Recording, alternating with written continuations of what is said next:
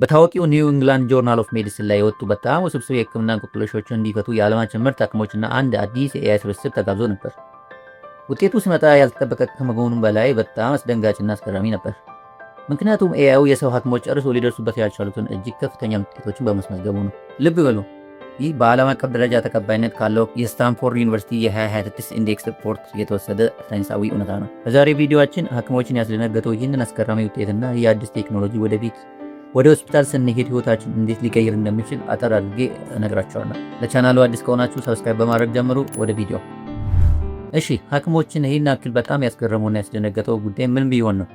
ለምንስ ነው ይህን ያክል አስደንጋጭ ነው ተብሎ የተወራለት? እንግዲህ እንደነገርኳችሁ በስታንፎርድ ዩኒቨርሲቲ በተጠና የ2021 ኤአይ ኢንዴክስ ስፖርት ላይ የወጣና በጣም አስገራሚ ሪሰርች ውጤት ነው። እንግዲህ ጥያቄዎቹ የተወሰዱት ከኒው ኢንግላንድ ጆርናል ኦፍ ሜዲሲን ከተባለ ታዋቂ የህክምና መጽሔት ላይ ነው። እንግዲህ እነዚህ ሜዲካል ኬስ ቻሌንጅስ የሚባሉ አይነት ጥያቄዎች ሲሆኑ ኢቭን በጣም ኤክስፐርት የሆኑና ቶፕ ፕሮፌሽናል የሆኑ የህክምና ባለሙያዎች እንኳን እነዚህ ፕሮብሌሞች ሶልቭ ለማድረግ በቀናትና በሳምንታት ኢቭን እስከ ወራትም ሊወስድባቸው የሚችል አይነት ውስብስብ ኬዝ ነበር። ይህ ነገር ምን ያክል ከባድ እንደሆነ ለማስረዳት እንግዲህ ሐኪሞቹ ለብቻቸው ለእነዚህ በሽታዎች ውጤቶችን ለመስራት ሲሞክሩ ያገኙት 20% ያክል ብቻ ነበር። ይህ ማለት እንግዲህ ከ10 በሽታዎች ለሁለቱ ብቻ ነበር መፍትሄ ማግኘት ሶሉሽን ማግኘት የቻሉት ማለት ነው።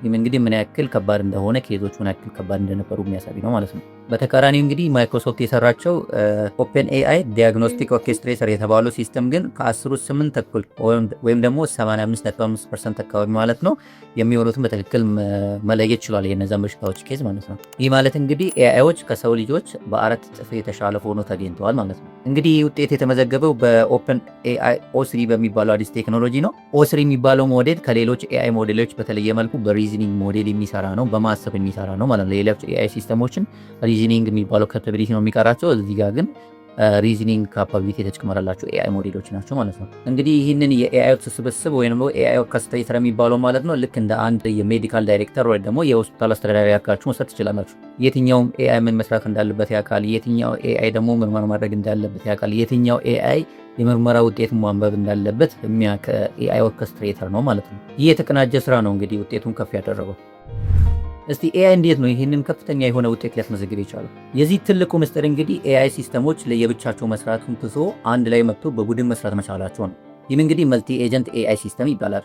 እንግዲህ ቀደም ብሎ የነበሩት ኤአይ ሲስተሞች እንደነ ቻትጂፒቲ፣ ጄሚናይ እና ፍሎይድ ማለት ማንሳት እንችላለን። እነሱ ልክ አንድን ነገር በደንብ እንደሚያውቁ ግን ደግሞ ስህተት ሊሰራ እንደሚችል አንድ ባለሙያ ነበሩ። አንድን ጥያቄ ሲጠየቁ በተማሩት ልክ ከተማሩት ካወቁት ተነስተው ፓተርኖችን ፕሪዲክት አድርገው መልስ ይሰጡናል። አዲሱ የ2026 ኤአይ ሪፖርት እንደሚያሳየው እንግዲህ እነዚህ ኤአይዎች ወደ ሪዝኒንግ ካፓቢሊቲ ማድረጋቸው ነው። ስለዚህ አንድ ታካሚ ሲመጣው አንደኛው ኤአይ ላብራቶሪ ውጤቱን ይመረምራል፣ ሁለተኛው ደግሞ የታካሚውን ታሪክ ያነባል፣ ሶስተኛው ኤአይ ደግሞ እንግዲህ የቀደሙትን ሁለቱን ስራ ይገመግምና ተባብሮ ስራዎቻቸውን ይሰራሉ ማለት ነው።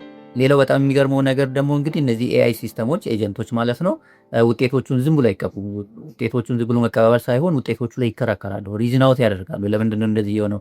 ይሄኛው እኮ እንዲህ መሆን ነበረበት ብሎ ሪዝኒንግን ይሰራሉ ማለት ነው። ሌሎች ኤአይ ሲስተሞች ጀስት አውትፑትን ከመስጠት ይልቅ ሪዝን ማድረግ መቻላቸው ነው ማለት ነው። እንግዲህ ለምሳሌ አንደኛው ኤአይ ባገኘው ውጤት መሰረት ይሄ በሽታ ወባ ነው ብል፣ አይ ሌላው ደግሞ ይሄ አይደለም የደም ውጤቱ ይሄንን አያሳይም እና እንደገና ደግመህ መርምር ብሎ ኤአይ ሲስተሙን ያዘ ማለት ነው።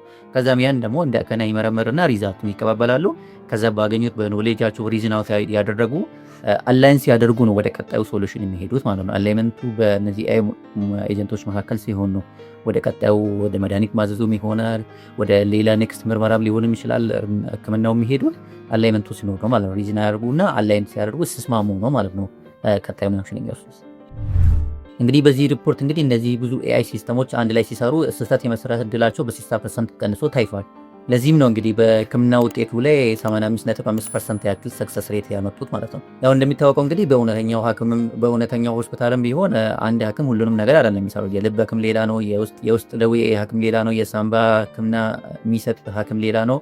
እነዚህ ሁላ እንግዲህ ተባብረው ነው የሚሰጡት። ያው እንደየአስፈላጊነታቸው እየተቀባበሉ ሪፈር እየተደረጉ ነው የሚሰሩት።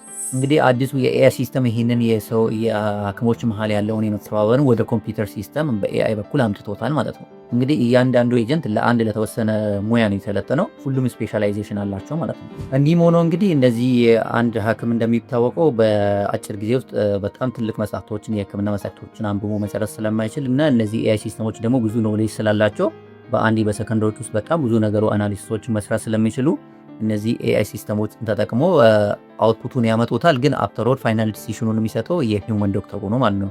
ይህ ማለት እንግዲህ አሁን እስካሁን ባለው አትሊስት ስራዎቻቸውን በጣም እንዲያፋጥኑበትና ለሰው ልጆች በሽታ ቶሎ መፍትሄ እንዲያገኙ ያስችላቸዋል እንጂ እነዚህ ኤአይ ኤጀንቶች ዶክተሮች ሪፕሌስ እያደረጉ አይደለም ማለት ነው። ለምን ተጠቅሞ አፍተር ኦል ፋይናል ዲሲሽኑን እየሰጡ ያሉት ዶክተሮች ስለሆኑ ማለት ነው። እንግዲህ ብዙዎቻችን ይህ ምርመራ መቼ ነው እኛ ጋር የሚወጣው? መቼ ነው ሪሊ የእኛ ላይፍስ ኢምፓክት ሊደረግ የሚችለው ብለን እንጠይቅ እንችላለን። መቼ ነው ይሄ ነገር ሪሊ እውነትም አሁን እኛ በየአካባቢያችን በየጤና ጣቢያ የሚሆን በየጤና ኬላዎቹ መቼ መጥቶ ይሄ ነገር ሪሊ ኢምፕሊመንት መደረግ ይችላል ወይ? ዶክተሮቻችን አንድ ዶክተር ኢትዮጵያ ውስጥ እንግዲህ በጣም ለብዙ ሺህ ሰዎች የሚመደብበት ሀገር ላይ ነው ያለ ነው እና ይሄ ነገር ቢመጣ በጣም እንደሚጠቅም ምንም ጥርጣሬ የለውም እና ሪሊ እውነትም እኛ ጋር መሬት ላይ ወርዶ የሚመጣበት ቀን መቼ ነው ሊሆን ይችላል? እንዴት አፕሊካብል ሊሆን ይችላል ብላችሁ ታስባላችሁ? ይሄ ነገር እስከመጣ አዋጭነቱ እስከምን ነው ትላላችሁ? ታምኑታላችሁ? እንደ ታካሚ አስተያየቶቻችሁን ቢሰጡ ደስ ይለኛል። እንቀጥል። ለምሳሌ እንግዲህ በአሁኑ ሰዓት ጉግልን ስንጠቀምና የጤና ነክ መረጃዎችን ሰርች ስናደርግ ማለት ነው 84% ያክል የሚሆኑ የጉግል ሰርች ሪዛልቶች እንግዲህ የሚመለሱት በእነዚህ በኤአይ ሲስተሞች ነው። ኤአይ ፓወርድ በሆኑ እነዚህን እውቀት ባላቸው ኤአይ ሲስተሞች 80% ያክሎቹ መልስ እየተሰጠን ያን ጉግል ላይ እንግዲህ ሰዎች በሚደክሙበት ጊዜ ወይ ትኩረት ያጣሉ ወይ አቅም ያንሳቸዋል። ብዙ ነገር እንደ ሰው መሆናችን አቴንሽናችንም ሊወርድ ይችላል እና ያንን ትኩረት ሰጥተነው በደንብ ላይታይ ይችል ይሆናል። ዶክተሮች ማለት ማድረግ የለባቸው እነዚህ ኤአይ ሲስተሞች እንግዲህ እንደሚታወቁ አይደከማቸውም፣ አይለባቸውም፣ ጉልበታቸው አይዝም ምን አይሆኑ። ስለዚህ ይሄ ራሱ ትልቅ አድቫንቴጅ እና ሰዎችም የሚደክሙበትን ሰዎች የማይችሉበት ቦታ ላይ ተተክቶ ሰዎችን ሰፖርት እና አሲስት ማድረግ የሚችሉበት ጥሩ አጋጣሚ ነው ማለት እንችላለን ማለት ነው። በተለይ ለጤናው ዘርፍ እንግዲህ እስካሁን ያየናቸው ነገሮች አንድ ጥያቄ ሊያጭሩ ይችላሉ። በዚህ አካሄድ በዚህ አያያዝ እንግዲህ ኤአይ ሲስተሞች ሐኪሞችን ላይ ተኩ ነው ወይ የሚል ጥያቄ ሊነሳ ይችላል።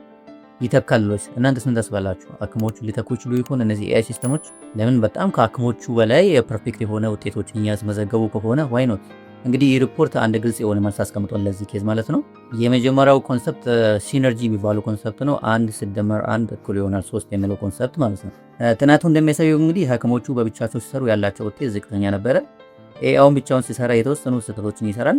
ነገር ግን ሐኪሙ ኤአይ ምክር እንደ ግብዓት ተጠቅሞ የመጨረሻውን ውሳኔ ሲሰጥ ትክክለኛነቱ ከሁለቱም በላይ የጨመረ ነው ማለት። ይህ እንግዲህ አውግመንትድ ኢንቴሊጀንስ ወይም ደግሞ የተጨመረ እውቀት ይባላል።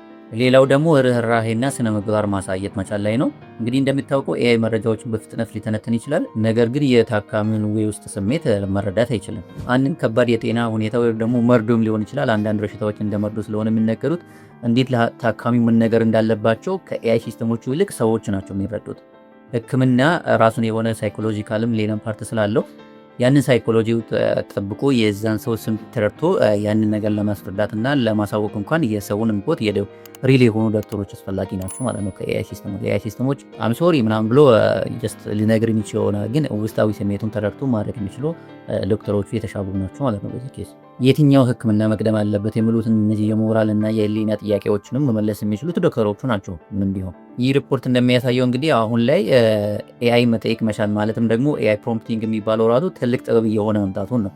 ይህ ማለት እንግዲህ ወደፊት ዶክተሮቹን ጀስት መርፌው መውጋት ብቻም ሳይሆን ከኤአይ ሲስተሞቹ ጋር እንዴት በትክክል መነጋገር እና መግባባት እንዳለባቸውና ትክክለኛ መረጃዎችን ማግኘት እንዳለባቸው ማወቅ መቻል አለባቸው ማለት ነው።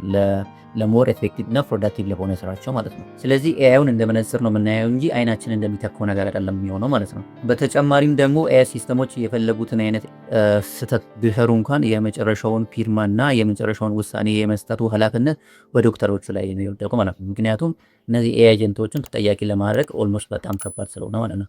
ስለዚህ ህክምና ስናገኝ ደግሞ አሁን የሆነ ኦፕሬሽን ሊካሄድ ነው ፈርሙ ምናምን የሚባለው ነገር ደግሞ ፋይናል የሆነ ዲሲሽንን ለማግኘት የሰዎችን ኢንፑት የሰዎችን ኢንቮልቭመንት ያስፈልጋል ማለት ነው። ዶክተሮቹ ሪሊ ካላገኘን ዶክተሮችን የሚያስፈሩን ከተጠያቂነት ተመዳን ነው። እነሱም ደግሞ ለሚሰሩት ስራ ተጠያቂ የሚሆኑበት ኬስ ስላለ በዛ መልኩ መታየት ይችላል ማለት ነው። እሺ እናንተስ ምን ትላላችሁ? ጤናችሁን ውስጥ ለኤአይ አሳልፋችሁ ትሰጡ ይሆን? በኤአይ ሲስተሞች ምርመራስ ውጤት ታምናላችሁ? ወደፊቱ ያስፈራቸዋል ወይስ ሞቲቬት ነው የሚያደርጋቸው? እነዚህ ኤአይ እና በተለይ ከህክምና ጋር ተያይዘው ያሉትን የኤአይ ሲስተሞችን ነገር ስታስቡ ሀሳባችሁን በኮሜንት ልታጋሩ ደስ ይለኛል። ቪዲዮውን ከወደዳችሁት ላይክ በማድረግ ቻናላችን ደግሞ ሰብስክራይብ በማድረግ ለሌሎች ኤአይ ነክ ተጨማሪ መረጃዎች ቤተሰብ ብትሆኑ ደስ ይለኛል። በሚቀጥለው ቪዲዮ እስከምንገናኝ ድረስ ቻው።